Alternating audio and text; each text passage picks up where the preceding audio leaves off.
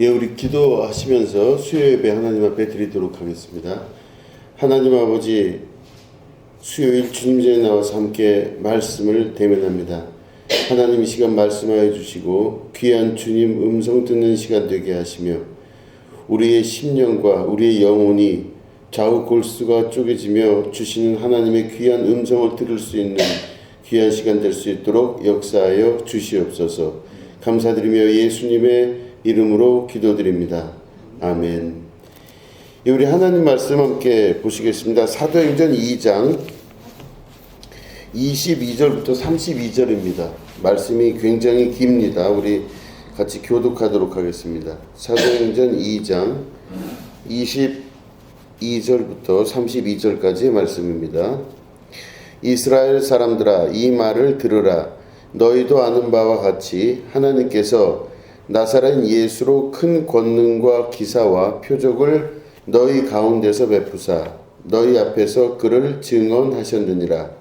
그가 하나님께서 정하신 뜻과 미리 하신 대로 내준 바 되었거늘 너희가 파업한 자들의 손을 빌려 못 박아 죽였으나 하나님께서 그를 사망의 고통에서 풀어 살리셨으니 이는 그가 사망에 매여 있을 수 없었음이라. 다윗이 그를 가리켜 이르되 내가 항상 내 앞에 계신 주를 비었으며 나를 유동하지 않게 하기 위하여 그가 내 우편에 계시도다. 그러므로 내 마음이 기뻐하였고 내 혀도 즐거워하였으며 육체도 희망에 거하리니 이는 내 영혼을 음부에 버리지 아니하시며 주의 거룩한 자로 썩음을 당하지 않게 하실 것이미로다. 주께서 생명의 길을 내게 보이셨으니 주 앞에서 내게 기쁨이 충만하게 하시리로다 하였으므로 형제들아 내가 조상 다윗에 대하여 담대히 말할 수 있노니 다윗이 주로 장사되어 그 모가 오늘까지 이른 종에 있도다. 그는 선지자라 하나님이 이미 맹세하사 그 자손 중에서 한 사람을 그 위에 앉게 하리라 하심을 알고 미리 본 거로 그리스도의 부활을 말하되 그가 음부에 버리지 않고 그의 육신이 썩음을 당하지 아니하시리라 하더니 이 예수를 하나님이 살리신지라 우리가 다 이 일의 증인이로다. 아멘. 오늘은 사망에 매여 있을 수 없다라는 제목 가지고 함께 말씀을 나누도록 하겠습니다. 베드로의 설교가 이어지고 있습니다. 마가다락방에 성령이 임하신 다음에 베드로의 설교가 이제는 성령 충만한 가운데 마가다락방에 모인 사람들에게 선포가 되게 됩니다. 그럴 때 베드로가 오늘은 두 번째 설교를 이제 하는 거죠. 그 지난주에는 요엘의 예언을 가지고 그 본인이 설교를 했습니다. 그래서 젊은이는 그 성령을 받으면은 젊은이가 어떻게 된다 그랬죠? 꿈을 꿀 것이요. 그죠? 늙은이가 환상을 볼 것이며 하는 그 요엘의 기사를 가지고 이제 말씀을 전했다면 오늘은 두 번째로 다윗의 시를 가지고 증명을 하고 있습니다. 이게 무슨 말이냐면 예수님이 십자가에 달려 죽으셨다가 부활하신 사건을 가지고 베드로가 지금 설교를 하는데 그냥 설교를 하는 게 아니라 증거와 증명을 대는 것입니다. 예수님은 그냥 죽으셨다가 사셨다고 하는 사건만 있는 게 아니라 이게 미리 기록이 되어진 예언의 말씀이라는 것입니다. 예수님이 죽으신 것도 예언에 나와 있고 예수님이 죽으신 다음에 그 육신의 부활을 겪은 것도 나와 있는 예언에 나와 있는 내용이다라고 증언을 하는 것이죠. 마태복음에 보시면은 28장에 제가 읽어보겠습니다. 마태복음 28장 12, 13절을 제가 읽어보면 그들이 장로들과 함께 모여 의논하고 군인들에게 돈을 많이 주며 이르되 너희는 말하기를 그의 제자들이 밤에 와서 우리가 잘 때에 그를 도둑질하여 갔다 하라 이렇게 얘기합니다. 그러니까 이 마태복음 28장 12, 13절을 보면 유대인들이 예수님이 그 무덤에서 없어지신 것을 발견하고 정말로 예언되어진 그 말씀이 이루어졌나 하고 깜짝 놀라는 그 두려운 마음에 그 돈을 들고 가서 무덤가를 지키고 있던 군인들에게 돈을 준 거예요. 마태복음 28장을 보면. 그 왜 돈을 줬냐면은 예수님의 시신이 없어졌다는 말을 하지 마라. 그리고 그 말을 어떻게 바꾸게 되냐면 이 군인들에게 이제 말을 하는 거죠. 너희 그 예수님의 제자들이 밤에 와서 예수님의 시신을 훔쳐갔다. 이렇게 얘기하라고 이제 그 군인들을 설득한 거죠. 돈을 많이 이렇게 줘가면서. 그러니까 다시 말해 예수님의 육신의 부활에 관해서 유대인들은 철저히 이렇게 서기관, 바리새인, 뭐 제사장 이런 사람들이죠. 그거를 철저히 부인하기 위해서 마태복음 28장은 돈으로 군인들을 샀다 이렇게 이야기하고 있습니다. 그러니까 결국에는 예수님의 육신의 부활에 대해서 예언된 대로 이루어졌을까봐 유대인들은 사람들이 그 이야기를 듣고 소동할까봐 군인들에게 돈을 줘서 그걸 막았다는 뜻이 이제 그 안에 들어가 있습니다. 그럴 때 베드로가 그런 사건이 일어난 다음에 마가다락방에서 선포하는 것입니다. 그 선포의 내용이 이스라엘 사람들이 다 이해할 만한 것을 가지고 선포를 합니다. 이스라엘 사람들은 율법을 잘 알고 있었기 때문에 율법에 있는 내용을 그대로 전달한 거예요. 그게 바로 뭐냐면 시편 16편에 있는 말씀입니다. 이건 안 읽어도 돼요. 우리가 지금 읽은 사도행전 2장에 있는 내용이 그 내용입니다. 뭐냐면 24절부터 우리가 읽어보면 하나님께서 그를 사망의 고통에서 풀어 살리셨으니 이는 그가 사망에 매여 있을 수 없었음이라 하는 쭉 나오는 내용들입니다. 이렇게 보면 25절부터 보면 다윗이 그를 가리켜 이르되 내가 항상 내 앞에 계신 주를 배웠으며 나로 요동하지 않게 하기 위하여 그가 내 우편에 계시도다. 이러면서 쭉 나오면서 27절에 이는 내 영혼을 음부에 버리지 아니하시며 주의 거룩한 자로 썩음을 당하지 않게 하실 것이미로다. 이렇게 시편 16편에 나와 있는 내용을 베드로가 인용을 해서 얘기하는 거예요. 다윗이 16편에 뭐라고 시편 16편에 뭐라고 썼냐면요.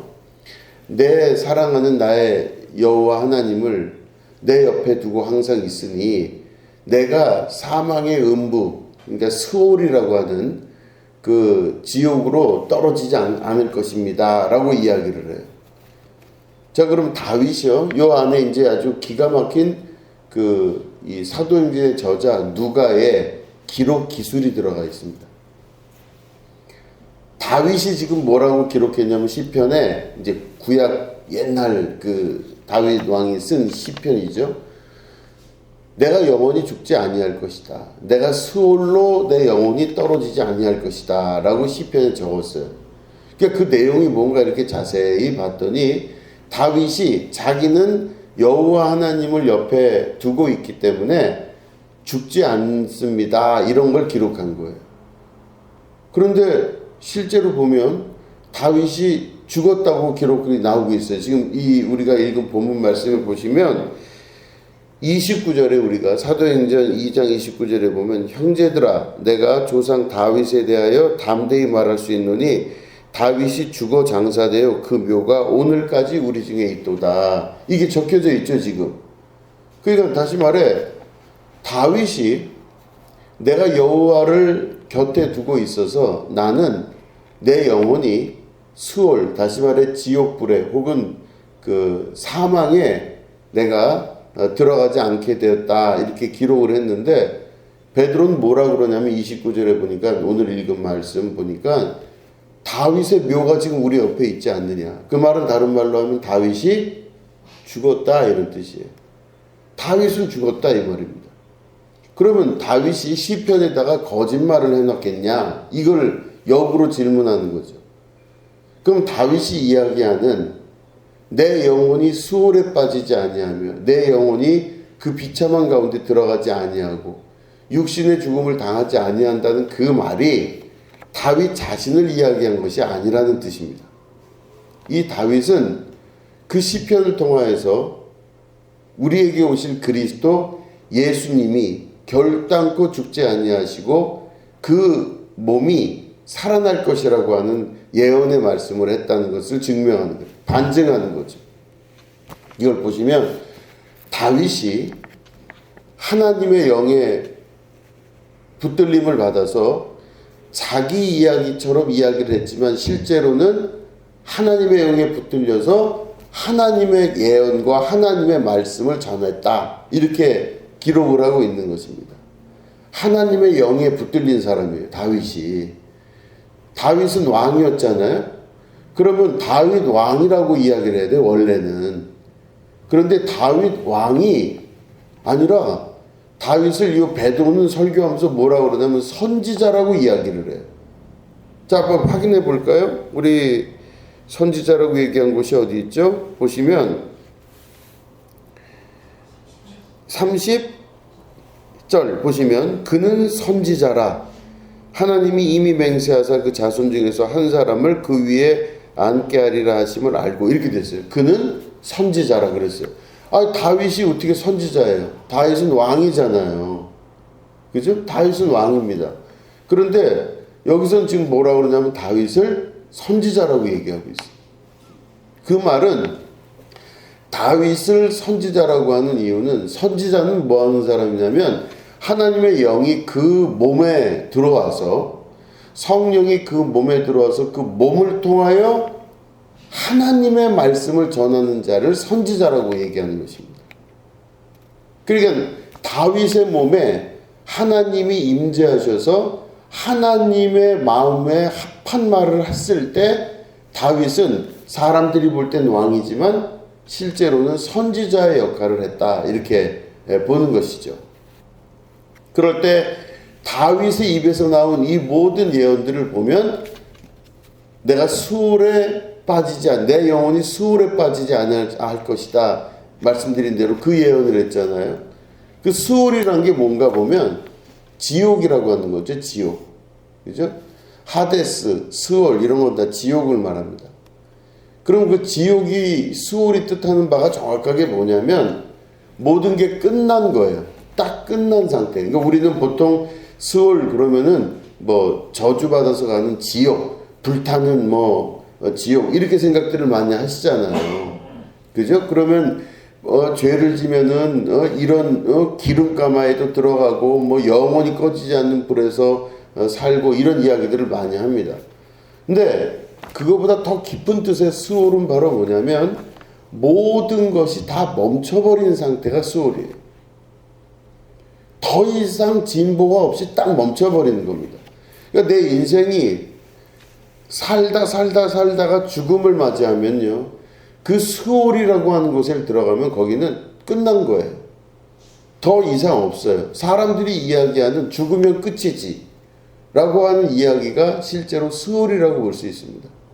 끝인 겁니다. 그 사람이 더 이상 나갈 것도 갈 곳도 없는 곳, 그냥 마지막에 벽 같은 곳에서 더 이상 아무것도 할 수 없어요. 영원히. 이게 수월이에요.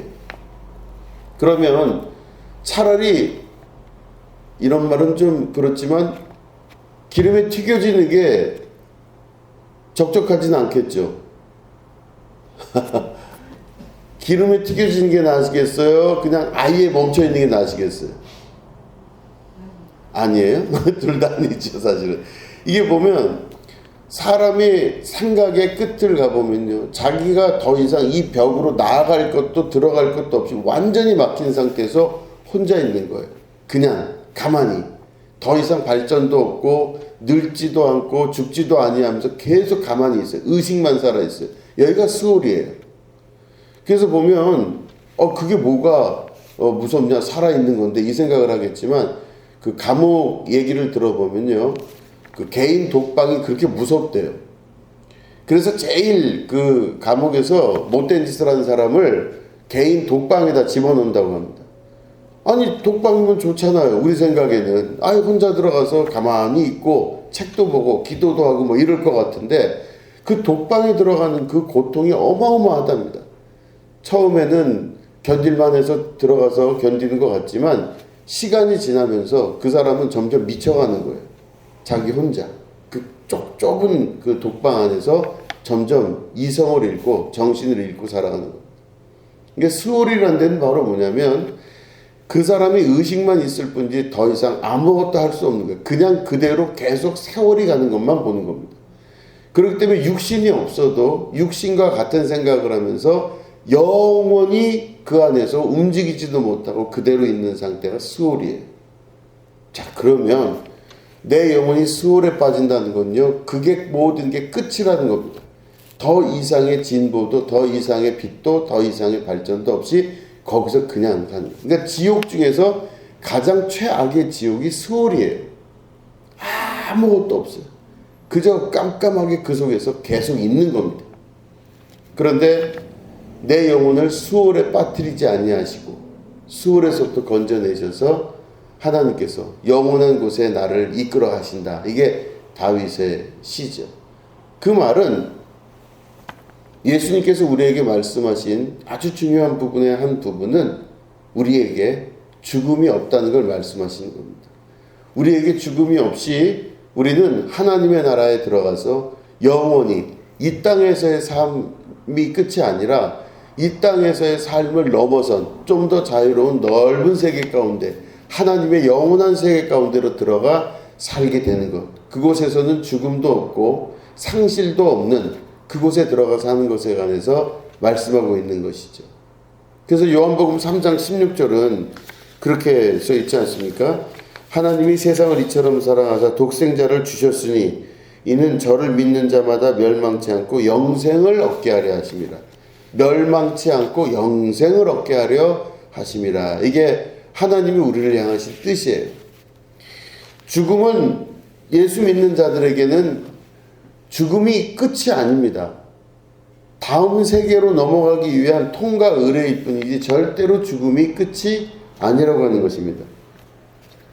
제가 요즘 읽는 책 중에 정현채 교수라고 서울대학교 에서 의사로 이제 봉직하다가 은퇴하신 교수님이 계십니다. 정현채 교수님 책을 읽고 있는데 그분이 수많은 죽어가는 사람들에 대해서 임상을 했어요. 그래서 이분이 어떻게 죽어가며 어떻게 가나. 그런데 마지막으로 이분이 그 결단을 내린 거는 왜 그런 것을 했냐면은 자기가 암에 걸려서 마지막 죽음의 직전까지 갔던 거예요. 서울대 의대 교수인데. 그러면서 이분이 죽음에 대해서 실제적으로 생각하고 있었습니다. 이분은 예수 믿는 사람도 아니었고 무종교인이었었어요. 그 자기는 모든 사람은 살다가 그냥 죽는 걸로 끝이다 이렇게 믿었던 사람입니다. 그 죽음에 대해서 생각을 안 해봤던 거예요.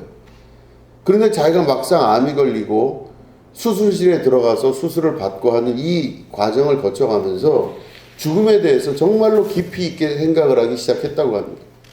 그래서 항암 수술을 하면서 이분이 마음의 결단을 하고 자기가 의사로서 또 유물론적이고 물질적인 몸에 관해서만 지금까지 했는데 이제는 안 되겠다 해서 이 정현채 교수가 이제 그 임상을 하기 시작했어요. 그 자기가 몸이 좀 나아지면서 항암을 하고 몸이 나아지면서 죽어가는 많은 사람들이 있지 않습니까? 그 사람들에 관해서 다 기록들을 하고 또 기록을 찾아보고 퀴블러 로스라고 하는 그 유명한 의사 있지 않습니까? 그 여자 의사 선생님의 죽음학 강의를 또 책으로 다 읽고 또 자기네 서울대 병원 안에서 죽어가는 많은 환자들을 바라보면서 죽음 이후의 세계가 있나 이거를 잘 조사했다고 합니다. 그랬더니 모든 사람들이 겪는 일반적이고 강력한 특징들이 있다는 것입니다. 그 사람들이 너무나 똑같은 일들을 겪는 거예요. 그게 바로 니어 데스라고 하는 임사 체험입니다. 죽기 직전에 이 사람들이 죽기 직전에 죽음 앞에 있다가 돌아오기도 하고 의식이 돌아오기도 하고 또 이런 일들을 겪은 사람들을 기록을 해놓은 책인데 이 사람들이 임사 체험을 할 때 보니까 이게 한두 명이 환상에 의해서 뇌가 이렇게 상상하거나 그런 게 아니라 비슷한 경험들을 하더라는 것이죠. 그 경험이 뭔가 하니 빛이 이렇게 비치는 거예요. 저쪽에서 강력한 빛이 비치는데 그 한 곳에서 하나님의 음성이 들리고 그 음성을 듣고 그 다음에 그 빛을 향해 나아가다가 돌아오기도 하고 이런 일들을 경험을 하더라는 것입니다. 근데 이게 누구나 똑같이 겪어요. 신기할 정도로. 그래서 이 정현채 교수가 퀴블러 로스 박사와 기타 다른 사람들의 책들을 다 아주 그냥 집착을 가지고 뒤지고 찾아봤더니 전 세계에서 대부분의 니어데스, 그러니까 이 임사 체험하는 사람 대부분들이 다 같은 경험들을 하더라는 것이죠. 그래서 정현채 교수라는 이분은 죽음 이후의 삶이 분명히 있다는 걸 지금은 증거하고 살고 있습니다. 죽음 이후의 삶이 있다는 것이죠. 이 말씀이, 이 이야기가 이미 베드로의 선포 안에서 나온 것이고 예수님께서 그 삶을 우리에게 직접 보여주신 사건인 것입니다. 그 죽은 사람들은 죽은 걸로 그치는 것이 아니라 그 다음 단계로 넘어간다고 하는 것입니다. 그 다음 단계로 넘어가는 것을 말씀하시기에 육신이 부활하신 사건입니다. 그 베드로는 다윗의 시를 통하여서 시편을 통해서 그를 증명하고 증거해 나가는 것이죠. 그래서 보면 다윗은 선지자로서 예수님의 죽으심과 부활하심을 예언했고 베드로는 그 예수님의 죽으심과 부활하심에 대해 증언자의 역할을 하게 되는 것입니다. 다윗은 예언자였고 베드로는 증언자가 되는 것이죠. 우리들은 그 증언하고 그 예언하고 증언한 것을 믿고 그 믿음으로 말미암아 성령이 우리 가운데 임하시게 되는 경험을 하게 되는 것입니다. 그때부터는 어떤 특정한 사람이 예언자가 되거나 어떤 특정한 사람 몇 명만이 선지자가 되는 것이 아니라 하나님의 영을 받은 자, 다시 말해 성령이 임한 자들에게는 하나님께서 각 사람이 다 자기의 뜻대로 생각하거나 자기의 뜻대로 말하지 아니하고 성령의 말하게 하심을 따라 각기 다른 언어들로 말하기를 시작하는 역사가 나타나는 것입니다. 이게 바로 다윗에게 임했던 성령의 역사와 똑같은 거예요. 다윗은 나는 안 죽을 것이고 나는 살아날 것이고 이 이야기를 자기 이야기처럼 했지만 그걸 시편에 기록했지만 성령이 임한 사람에게는 자기 이야기처럼 이야기하는 그 기록이 실제는 예언에 관한 이야기고 각기 성령의 말하게 하심을 따라 각기 다른 언어들로 말하기를 시작하는 역사가 나타나게 되는 것이죠. 그게 곧 우리 한 사람 한 사람이 선지자요 또 하나님의 예언자이며 하나님께서 우리들을 사용하셔서 하나님의 영의 음성을 듣게 하시고 하나님의 음성을 듣고 그것을 믿음으로 말미암아 하나님 나라를 보는 놀라운 세계 가운데로 우리를 이끄신다는 예언의 말씀이 그 안에 있다고 하는 것입니다. 그렇기 때문에 이 베드로의 설교는 예수 그리스도께서 죽으시고 부활하신 이후에 약속하신 대로 성령을 보내주시고 그 보내주신 성령이 우리 가운데 어떻게 임하셨나를 성경에 있는 예언을 통해 증명해 나가는 설교를 하는 것입니다. 그럴 때 이때 모였던 많은 사람들, 여기에는 예루살렘에 있었던 이스라엘 사람뿐만 아니라 수많은 이방인들도 있었을 겁니다. 그런데 그런 많은 이방인들과 예루살렘 또 이스라엘 사람들이 그 음성을 듣고 그 말씀을 들었을 때 누구보다도 쉽게 이해를 할 수 있었을 거예요. 왜냐? 그들에게는 다윗이 아주 유명한 왕이었고 다윗의 별이라고 할 정도로 이스라엘의 상징이 됐던 존재가 다윗인데 그 다윗의 시편을 이들은 마음속에 새기고 항상 갖고 있었기 때문에 그게 곧 그들의 귀에는 쉽게 들렸을 겁니다. 그런데 성령의 말하게 하심을 따라 다윗은 자기가 죽지 않는다고 이야기를 거기 기록했지만 다윗은 우리 옆에 무덤이 있지 않느냐, 다윗은 죽었지 않느냐, 그러면 다윗이 이걸 누구를 갖고 얘기한 거겠느냐, 다윗이 안 죽는다고 얘기한 건 아니지 않겠느냐, 다윗에게 성령이 임하셔서 그가 선지자 노릇을 오실 그리스도에 대한 예언을 한 것이 아니에요. 이렇게 다윗의 입을 통하여 하나님이 말씀하신 걸 우리가 듣고 깨달아 알아야 된다, 이런 말씀을 설교로 하는 것입니다. 여러분, 우리도 성령이 임하시게 되면 내 말을 하는 자가 아니라 하나님의 말씀을 전하는 자가 될 줄로 믿는 것입니다. 내 안에서 역사하시고 생각나고 떠오르게 하시는 분도 성령이십니다. 성령 하나님께서 그때그때마다 마땅하고 합당한 말로 우리에게 말씀을 하실 때 우리들은 그 말이 내 이야기인 것 같고 내 생각인 것 같이 생각들지만 그게 내 거라고 생각 들면은 시편에 다윗이 기록한 대로 나는 이럴 것이다, 나는 이럴 것이다 기록하시겠지만, 그게 성령 하나님의 입장에서 볼 때는 내가 아니라 그리스도에 관한 예언이 될 수도 있고 하나님의 나라에 대한 예언이 될 수 있다는 걸 깨달아 알게 되는 것이죠. 그렇기 때문에 우리 안에 기도에 하나님의 영이 함께 하시게 되면 내 안에 떠오르고 생각나는 것들이 내 생각인 줄 알지만 실제로는 하나님께서 우리에게 주시는 하나님의 마음, 하나님의 생각, 하나님의 뜻, 의지일 수 있다는 것을 알 수 있는 장면이 그 속에 들어가 있는 것입니다. 그렇기 때문에 여러분 기도하실 때 내 안에서 생각나고 떠오르게 하시는 하나님의 음성, 그걸 여러분 하나도 놓치지 말고 잘 붙드셔서 하나님의 음성대로 여러분 잘 그 말씀 따라 살아갈 수 있는 여러분 되시기를 주님의 이름으로 축원합니다. 기도하겠습니다. 하나님 아버지, 베드로가 성령의 충만함을 입고 자기 입에서 나오는 말이 아니라 하나님의 성령의 충만함으로 성령이 이끄시는 대로 설교한 것을 오늘 우리가 말씀을 통해 배웠습니다. 베드로뿐만 아니라 다윗도 성령의 충만함 입어서 다윗이 선지자로서 역할을 감당하는 것처럼 우리도 성령 충만하고 성령이 이끄시는 대로 말하고 듣고 생각할 줄 아는 주님의 백성들에게 인도하여 주시옵소서. 성령 하나님, 오늘도 우리 하늘꿈교회 성도들에게 축복하여 주시고 강권적인 역사로 함께 하셔서 우리가 기도 중에 있을 때 하나님의 음성을 들을 수 있는 자가 되게 하시고, 그게 내 목소리로 나온다 할지라도 주님의 음성인 줄 알 수 있도록 지혜의 영으로 함께하여 주시옵소서. 감사드리며 예수님의 이름으로 기도드립니다. 아멘.